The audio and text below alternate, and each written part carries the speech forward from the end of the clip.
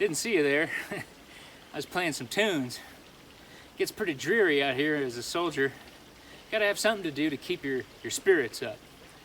And I tell you, that's a lot of things that bring some comfort to a soldier out in the battlefields. And when you're not fighting, it's just real dreary and boring because you're always practicing and drilling and cleaning stuff and burying dead animals. And I don't know, there's all kinds of horrible things that you could be doing out in the battlefield. So when you have time, might as well sit and enjoy yourself and sing, be happy you're alive.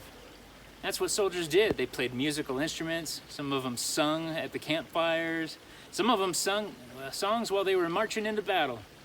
Heck, I even know a fella that he took a cigar box and some strings and he made himself a violin. Soldiers were pretty clever and they were willing to do anything that could take their mind off the pain and the suffering that they were going through, being away from home and having to see their friends and family get killed that were out there with them in the battlefields. Not a very happy prospect to talk about, but that's some of the things that we had to deal with. You know, I've got this, but there's all kinds of other things. I can't really talk too long. I'm on picket duty, which means I'm on guard watching so that nobody comes into our camp and tries to bushwhack us. But I'll go ahead and share a few things that I got with me, maybe tell you a little bit about what life was like as a soldier.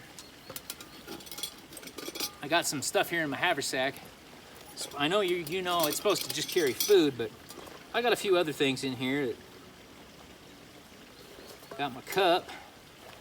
Need that for drinking coffee.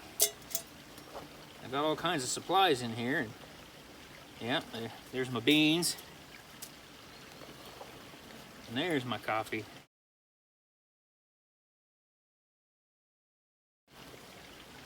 The energy drink of the 1860s. Now I tell you what, this here was a soldier's lifesaver. Not that they could actually literally save their life with it, but it was something that was a great comfort to a lot of soldiers. Gave them a lot of energy when they needed it, but it also gave them some comfort and they could have some relaxing time to think about home. Why, sometimes soldiers, they'd just pull right off when they were marching, start themselves a little fire, and then they'd boil themselves some coffee in their cup, and they were ready to go. Little recharge.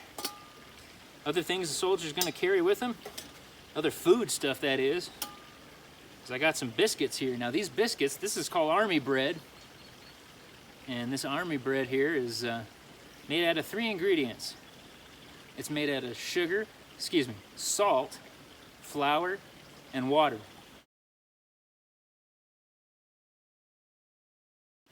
Now this little biscuit here, you know, after the war, people started calling it hardtack. And that's because it's so hard to chew, well, it might break your teeth even. And so the soldiers had to eat this, and they kept it dry because, well, if it's hard, bugs can't get into it.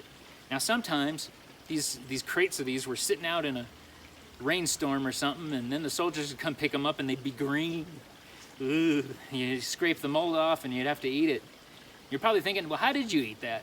Well, you could take it and you could dunk it in your coffee. That would soften it up enough. Some soldiers used the back end of their guns to crush it with into smaller bite-sized pieces. But this here army bread is what a lot of the northerners lived on. This and the beans and salted pork and salted beef. So they got a lot of food, but ain't none of it too good. Now something else you might have is, well, you gotta have something to eat your food with. Now some of these boys are jealous of me. They just got regular knives, forks, and spoons, but I got one of these handy dandy little combo kits. You got yourself a spoon there, you got yourself a fork there. On the other side, you got yourself a knife. You pull these two apart, and you're into your food. Pretty clever. Some men didn't have these, but a lot of them did. You gotta eat somehow. Of course, you gotta have napkins and things to wipe your face with. What other things this soldier got in here? Well, now this here haversack, you're getting pretty full, but I still managed to get me my playing cards. Now, if you notice, these cards here, they ain't got any numbers on them. No numbers, no letters.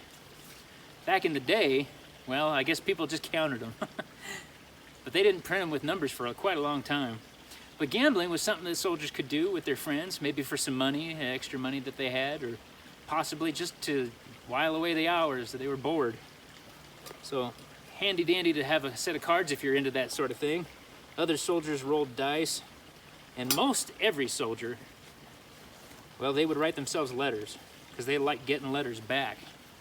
Now, getting a letter from your girlfriend is sweet and nice, but getting a letter from mom and dad, that might sound kind of boring to you, but it's sure nice to hear about what your dog Sparky found in the yard, or how your brother fell off the table and laughed, or who knows what kind of stories you could hear, but they were all from home.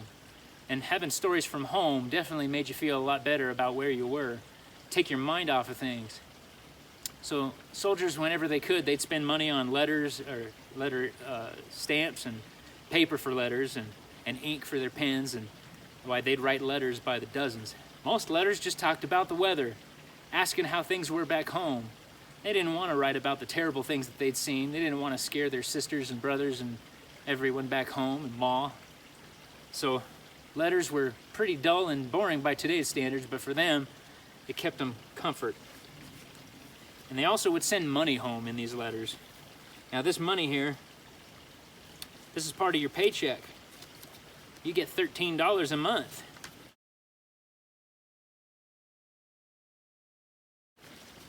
Well, I'll tell you what, having that money sent home, I kept a couple dollars for myself, but I sent most of it home because Ma and Pa, they got a hard time, and you know, when the army comes through, they take supplies, they take all the pigs and chickens, and you don't have any chickens, you don't have any eggs either, and you don't have any eggs, you can't make any cakes, and well, Ma needs money to buy that stuff from wherever she can. And so that's why I'd send this money home to Ma. Not much else in here worth speaking about, but it's sure been a good time talking with you. Thanks for stopping by. Be safe out there. There's plenty of revs.